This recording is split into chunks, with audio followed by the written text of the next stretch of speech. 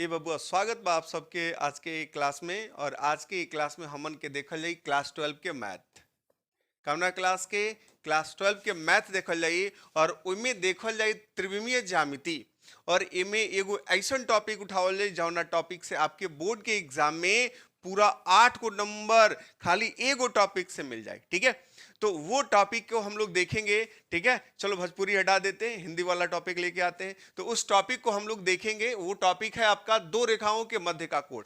दो रेखाओं के मध्य का कोण देख लो। ठीक है, त्रिविमीय ज्यामिति से दो रेखाओं के मध्य का कोण ज्ञात करना अगर आप सीख गए हो तो आपको 8 नंबर बोर्ड के एग्जाम में मैथ के पेपर में कहीं नहीं जाने वाला है। तो इसीलिए ये जो टॉपिक आपको आज बताया जाएगा, इस टॉपिक को आप बहुत अच्छे से तैयार कर लो। और नहीं जिसको मैथ आता है वो भी कहीं ना कहीं से 3 बार 4 बार 5 बार 6 बार जितनी दफा हो लिख के इसको बहुत अच्छे से तैयार कर ले। इसमें हम एगो क्वेश्चन भी आपको बताएंगे, देख लो कि ये इससे क्वेश्चन किस तरीके का देता है। ठीक है, तो सबसे पहले हम लोग चले देखते हैं कि ये जो फॉर्मूला है वो क्या हो सकता है। ठीक है, तो इसमें हम लोग कौन सा देखेंगे? कार्तीय रूप बाद में देखेंगे, पहले इसका देखेंगे सदिश रूप। कौन सा रूप देखोगे बाबू? सदिश रूप। देखो तो सदिश रूप में अगर कोई हमको दो समीकरण दिया गया है, कौन कौन सा समीकरण? ये देखो आर वेक्टर, इसी तरीके का समीकरण दिया जाएगा, थोड़ा ध्यान से देखना। R vector is equal to a1 vector plus lambda into ये क्या है? b1 vector. ठीक है, और दूसरा दे देगा r vector is equal to a2 vector plus mu into b2 vector. बात समझ में आ रही? देखो इस तरीके का जब हमको क्या देगा, समीकरण दिया रहेगा, तो उसके बीच का मध्य का कोण ज्ञात करना है। तो उसके लिए आप ये सूत्र यूज करोगे, cos theta is equal to, देखो ये लैम्डा जो दिया इसका गुणांक क्या है? b1 वेक्टर है। तो आप यहां लिखोगे b1 वेक्टर डॉट म्यू का गुणांक क्या है? b2 वेक्टर है। तो ये आप लिखोगे b2 vector upon mod of b1 vector into mod of b2 vector. Clear? यहां तक कोई दिक्कत है? ये आप माइंड में बैठा लो, ये आप माइंड में बैठा लो। ये जो फॉर्मूला आपको बताया गया है, ये फॉर्मूला आपके लिए बहुत ही ज्यादा इंपॉर्टेंट होगा। अभी देखेंगे हम लोग, एक क्वेश्चन देखेंगे इस पर। ठीक है, चलो यहां पे एक बार देख लो, cos थीटा बराबर b1 vector dot b2 vector upon mod of b1 vector into mod of b2 vector. बात समझ में आ रही है? इसमें कंडीशन, इसके दो कंडीशन भी होते हैं, दोनों कंडीशन को भी हम लोग यहां देख लें। दोनों कंडीशन क्या क्या है आपके? दो कंडीशन ये है कि ये लंब होने का प्रतिबंध कब होता है। देखो तो लंब होने का प्रतिबंध, तो लंब होने का प्रतिबंध क्या है? यानी कि दोनों रेखाएं कब एक दूसरे पे लंब हो जाएंगी। तो उसके लिए आप सीधा सीधा देखोगे कि अब b1 vector dot b2 vector का वैल्यू अगर 0 आ गया तो समझ जाना कि दोनों रेखाएं एक दूसरे पे क्या है? लंब है। क्या है? लंब है। बात समझ में आ रही है? कब? जब v1 vector dot b2 vector is equal to क्या हो? 0 हो। और समांतर होने का प्रतिबंध कब होगा भाई? समांतर होने का प्रतिबंध, प्रतिबंध समांतर होने का प्रतिबंध देख लो, ध्यान से देख लो, एक लाइन में समझ में आ जाएगा। ये लिखोगे v1 vector is equal to lambda into b2 vector. ठीक है, अगर इसको इतना करते हुए एक दूसरे के बराबर आ जाए, जहां पे लेमडा एक अदिश राशि है, 2 4 5 6 कोई नंबर हो सकता है। ठीक है, तो अगर इतना आ जाए तो कह दोगे कि दोनों एक दूसरे के क्या है? समांतर है। कैसे हैं? समांतर है, दोनों एक दूसरे के समांतर है। और इसका ऐसे आ जाए तो कहोगे कि दोनों एक दूसरे पे क्या है? लंब है, 90 डिग्री के कोण बना रहे हैं। बात समझ में आई? चलो तो हमको सबसे पहले ये वाला टॉपिक कंप्लीट कर लेना है कि दो रेखाएं दी गई हैं, उनके बीच का कोण ज्ञात करना है। तो चलो अपने क्वेश्चन पे चलते हैं, सीधा सीधा चलते हैं अपने क्वेश्चन पे।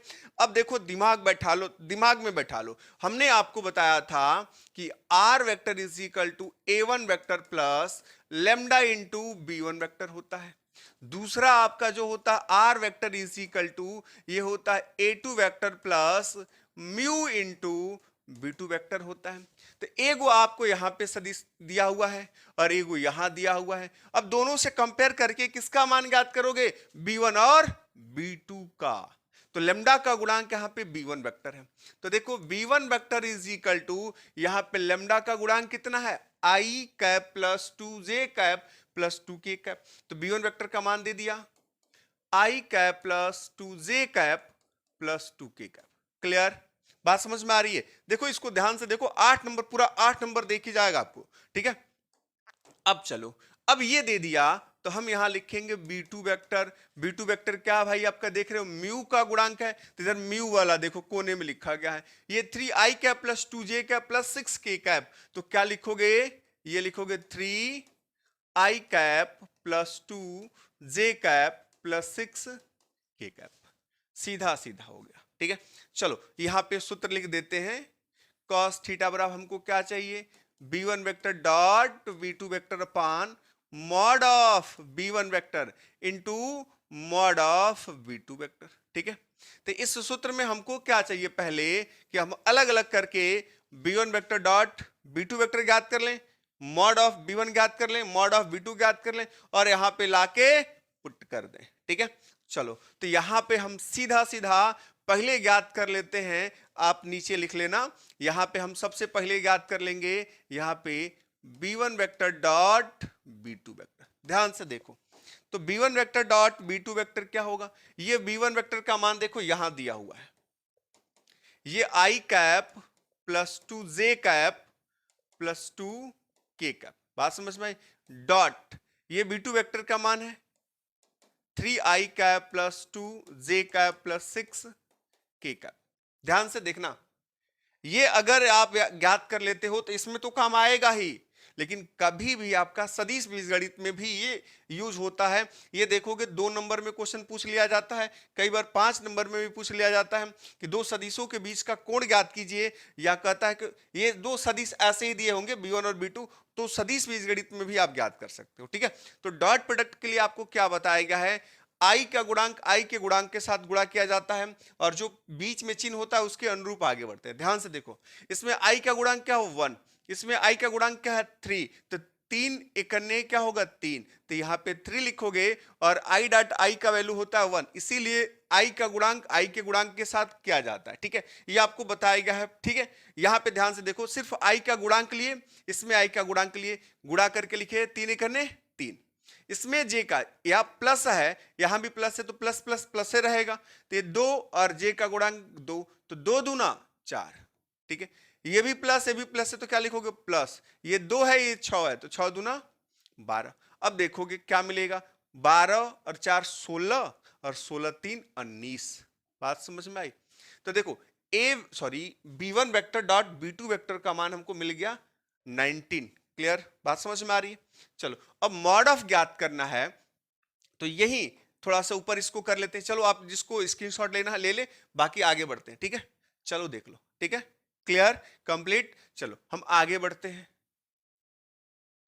आप करोगे क्या, यहां पे अब ज्ञात करोगे मॉड ऑफ b1 वेक्टर।